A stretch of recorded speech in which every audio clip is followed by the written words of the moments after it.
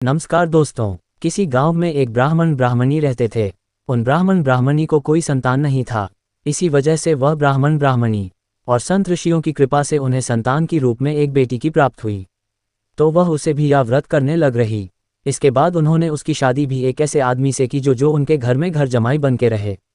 तो दोनों ससुर दामाद एक साथ खेती का काम करने लग गए। ब्राह्मण ने ब्राह्मणी से बोले कि तू मेरे लिए खीर लेकर और जमाई के लिए रावड़ी बनाई। ब्राह्मणी ने भी ऐसा ही किया। जब एक दिन ब्राह्मण को काम की वजह से बाहर जाना पड़ा तो ब्राह्मणी खाना लेकर आए और जमाई से बोली कि जमाई जी, एक हांडी में खाना आपके ससुर जी का है और दूसरी आपका है। या सुनकर जमाई ने सोचा कि ऐसा ससुर जी के लिए क्या लाई है जो ये बात भूल गई है। बोले गई है कि आपका और यह आपके ससुर का है।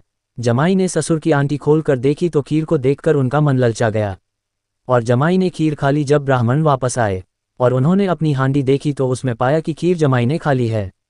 तो उन ब्राह्मण को बहुत ही गुस्सा आ गया और उन्होंने गुस्से में आकर कुल्हाड़ी से अपने जमाई के 7 टुकड़े कर दिए और उन्होंने 7 अलग जगह पर छुपा दिया। ब्राह्मण की बेटी का पति 3 दिन से घर नहीं आया तो संत ऋषियों ने सोचा कि इसका व्रत खुलवाना जरूरी है। इसके लिए उन्होंने 7 अलग अलग जानवरों का भैंस बनाया और लकड़ी के पट्टी के टुकड़े को टूटकर उसे जीवित किया और उसे बात भी दिया कि तुम्हें अपने सास ससुर के साथ नहीं रहना चाहिए।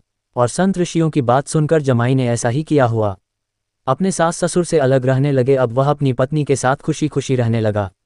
ये सब उसकी पत्नी के व्रत करने की प्राप्त से संभव हो सकता। जय हो संत ऋषियों की। आपको यह वीडियो पसंद आया है तो कमेंट बॉक्स में कमेंट करके जरूर बताएं। साथ ही मेरी वीडियो को ज़्यादा से ज़्यादा शेयर करिए। धन्यवाद दोस्तों।